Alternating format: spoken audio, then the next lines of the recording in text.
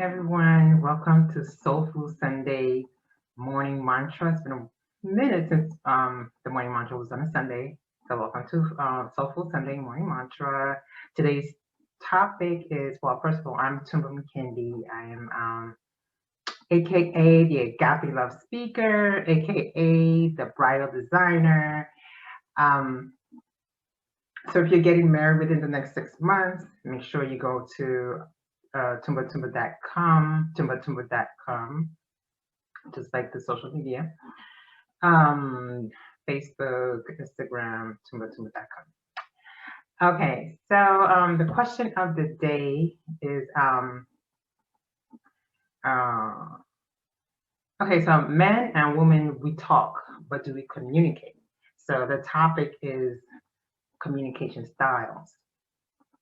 Okay, so first I wanted to discuss my mood.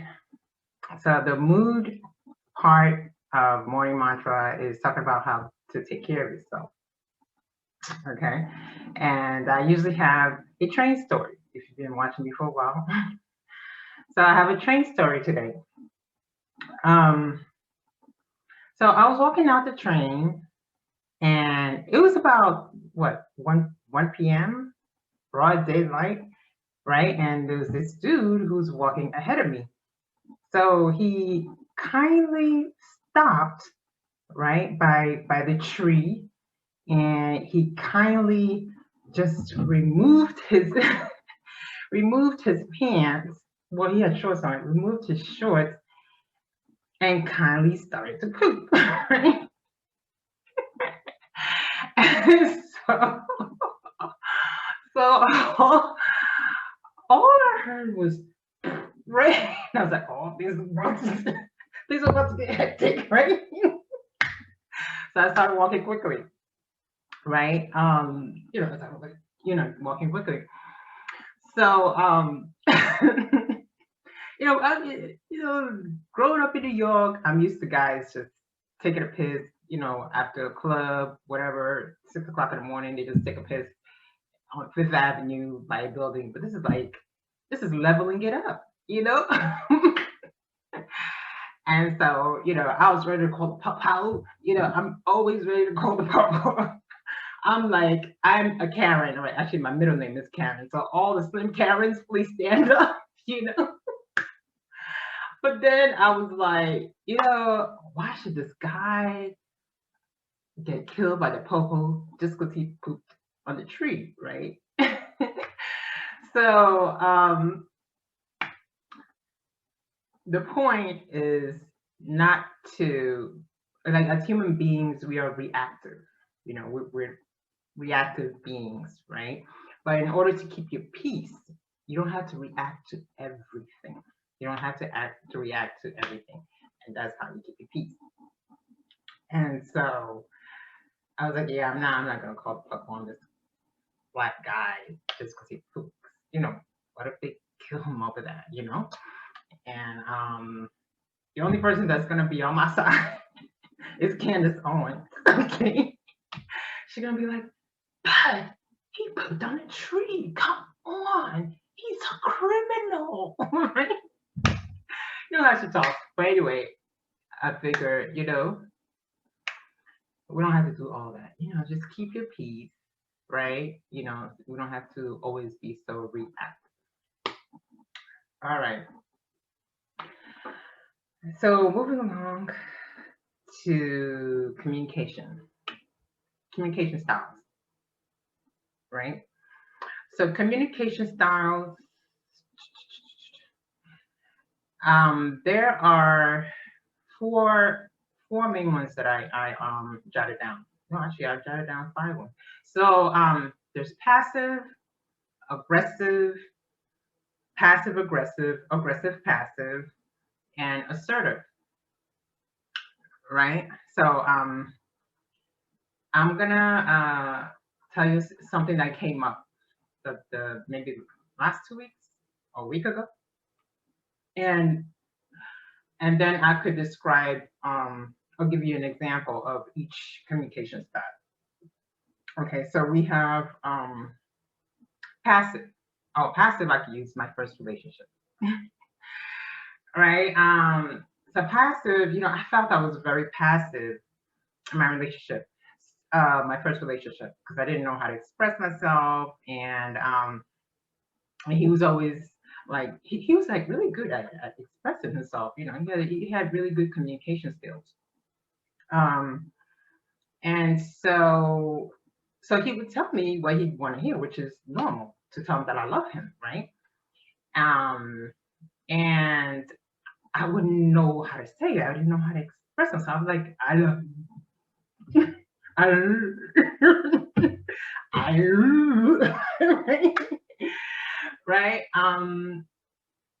And so I didn't know how to express myself when something was bothering me either, right? So I was passive aggressive, so um, but I would do things to let him know that I'm mad. But when you don't actually say it, it's passive aggressive. When you do something to let the person know that you're mad, that you're angry, that's passive aggressive. Passive is not doing anything. So there were times I was just passive and just let it build up, and then all of a sudden I blow up, right? um, Virgos are like that. It's very typical. I don't want to stereotype Virgos, but no, we're like Michael Jackson. Michael Jackson was a Virgo.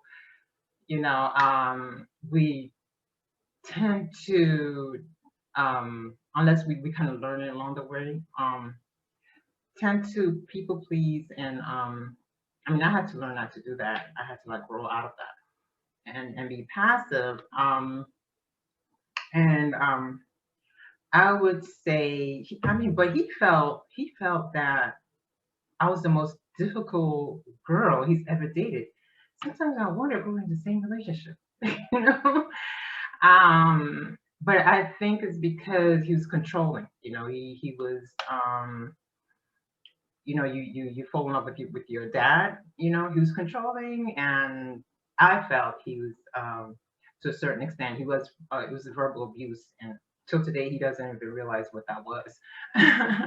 But so so that was my first boyfriend. I felt like I was the most passive aggressive, you know, um,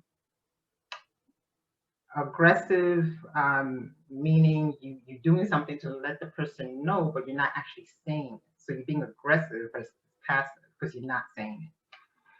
So let's see.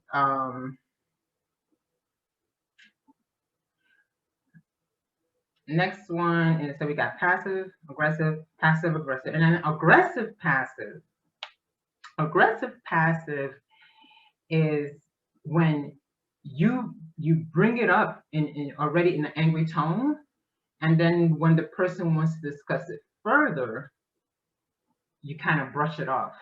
That's aggressive passive. You start to get like, oh no, it's nothing, but at the same time you brought it up in a very angry tone of voice, and then when the person wants to discuss it further, you like, oh no, it's nothing, no, it's not really bothering me. In the meantime, you already raised your voice at this person, you know. Um, and then assertive. Assertive is the goal, to say it at the moment, and just to say it, period. Communicate it. So I'm gonna tell you a story. I was meaning to tell you before. Um, so my niece came. Was it 2 weeks ago? 2 weeks ago, maybe. All right. She noticed I lost weight, right? And actually, it's a long story why I lost so much weight. All right, so I'm gonna just say it because I know a lot of women need to hear this. So I was eating. Well, I have fibroids, right? But they were really tiny, microscopic at one point. But I was eating a lot of sunflower seeds. So women stay away from sunflower seeds. Stay away from sunflower seeds. They have too much estrogen. And so what I was trying to do is starve my fibroid. Um, I was so I'm not eating any sugar, no starch, no nothing, and I'm taking, okay. I mean, green extract works for a lot of women. I don't know. I don't see it doing anything for me. But they say to wait for 6 months. But I'm gonna disappear from this earth if I wait 6 months.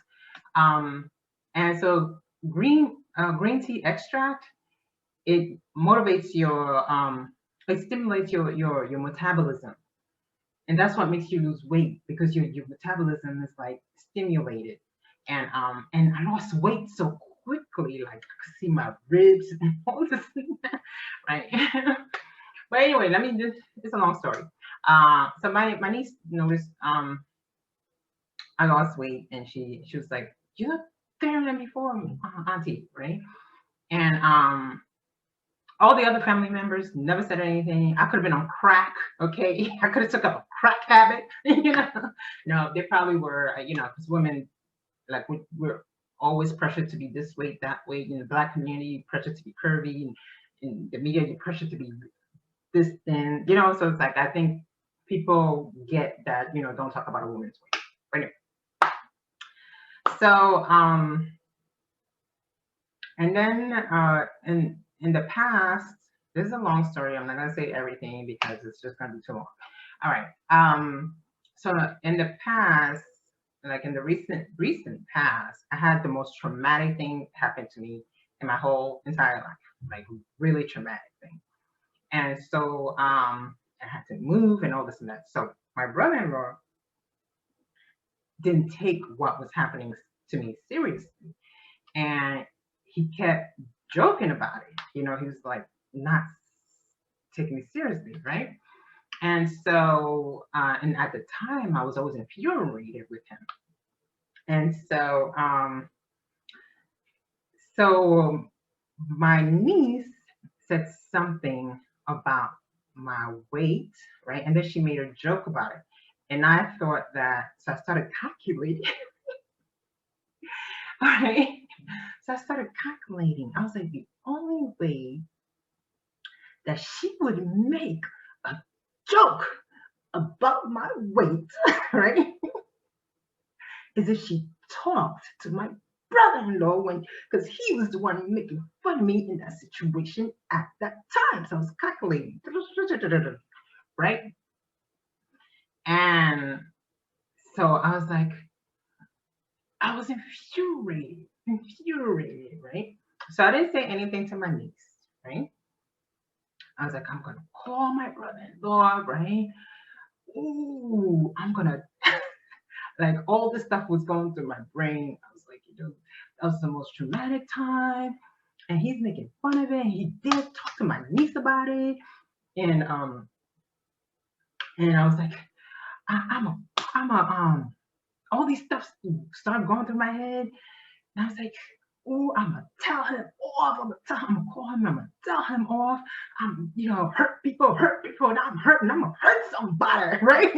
I'm gonna hurt somebody, right? So I was like, yeah, I'm gonna call him all kind of names. All these names are coming up right in my head. I'm gonna even call him the N-word. I'm gonna call him a bitch, an N-word. I'm infuriated. Instead, I chilled. I just chilled, right? So, it was Saturday. I see my niece Friday. It was Saturday. I was so depressed that I couldn't even call him on time. He has his own business, and the best time to call him is at 10 a.m. Around 10. I couldn't even get up early enough. I was so depressed. So Sunday, I was like, you know what? I don't want to ruin my Sunday, right? Because of this. So you see how prolonged it is? Friday, Saturday, so I don't want to ruin my Sunday. Wait until Monday, right? So I call him on Monday, right? And he's all, hey, it's my favorite sister. It's my favorite sister. And I had to hold that angry demeanor, right? It's like, how you doing, bro? Right? And I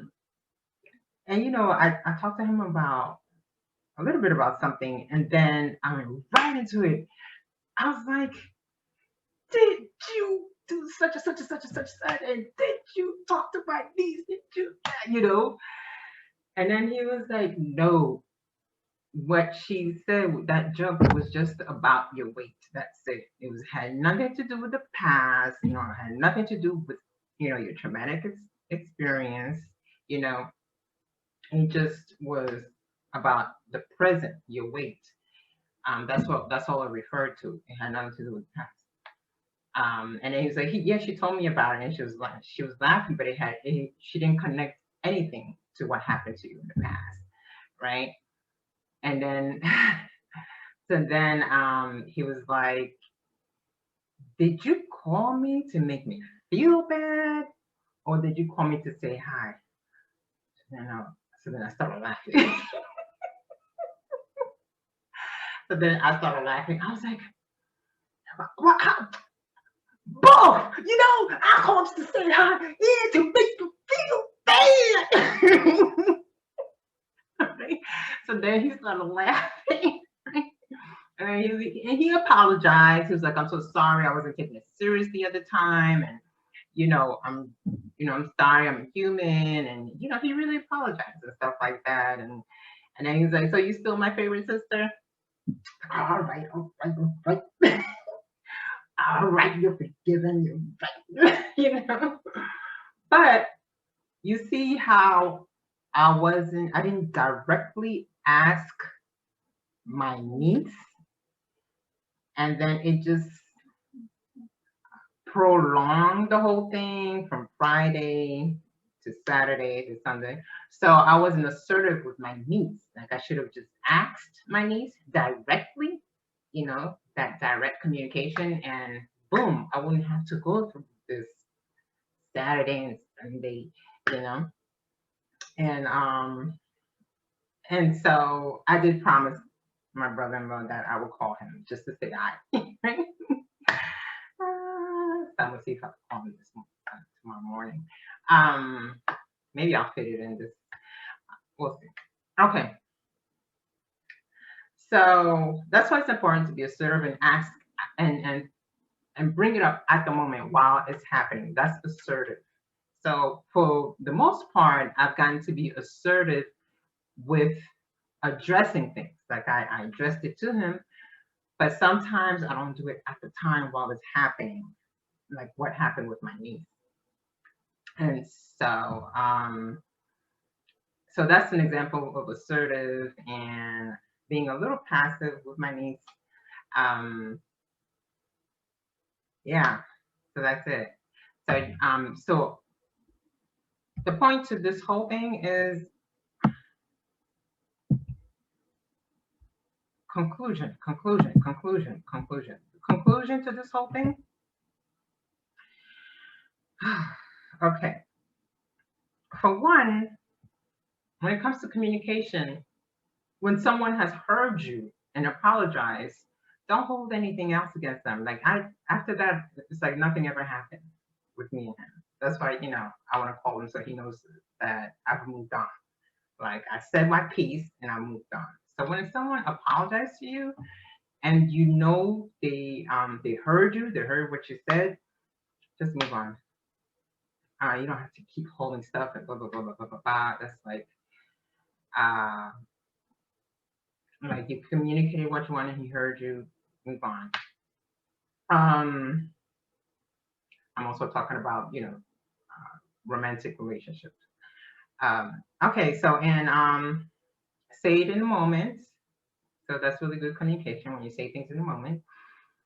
And also what I wanted to say, what's happening in the fifth dimension or with your higher self. So your higher self and whoever you're feeling friction with, your higher self and their higher self is working together for you to have in the fifth dimension, for you to have like a healing, better communication, attachment style, by bringing these things up. So you both chose to help each other, your soulmates, and in the fifth dimension, you are one. You are one. So you're working together in the fifth dimension. Although on the third dimension, it looks like you're having a friction. Like me and him, it looked like I was having a friction. But in the fifth dimension, we are working together in real time for me to have better communication skills. And he got something out of it too. Now he feels like whenever he has a conflict with me, he will always be forgiven as long as I'm not gonna hold things, and it's healing for someone, because maybe there's someone that never forgave him despite the fact that he apologized. Now he's gonna practice, like, if you see positive behavior, right? The best thing to do is, you're not rewarding it intentionally, but like you're giving a positive response, and that person is going to do it more often, right? If you want someone to apologize when they do something wrong to you, give a positive response when they recognize it, and it's going to help them do that more often. So I think that's where we exchange something as soulmates, in the fifth dimension. Like, everybody you meet is your soulmate. Okay, so so that was my point, or the what I wanted to touch on as far as communication style. And I hope the examples were clear. And one more thing I wanted to say, so I did write a book. Dream come true. It's gonna be sold in online, Barnes and Noble. Now it was supposed to, the pre-order was supposed to start today, the first, but there's a couple of information I needed to get straight in my book, so I'm gonna give you a new date. All right, guys. So thank you for watching, guys. We are all soulmates, so we did make a pact to meet, and for you to watch this video. It's all in divine planning, timing, and may all human beings be happy. So peace and soul. Have a great Sunday.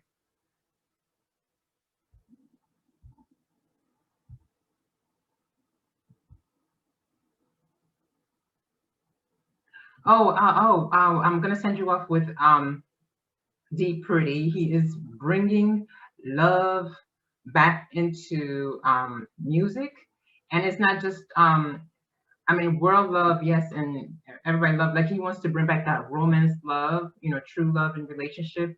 And he's married with children, so he has that relationship, and he wants to bring that back into the music. So he's an artist from Lubangi, Munyanya, and he's a producer. Lubangi's is a producer, so this is one of Lubangi's artists. So I'm going to send you off with DPRETTY. And DPRETTY, he has performed with the legendary Maitre Gims. Maitre Gims is huge, so to perform with Maitre Gims is a huge deal. All right, so this guy's like, he's already there. Okay, peace and soul.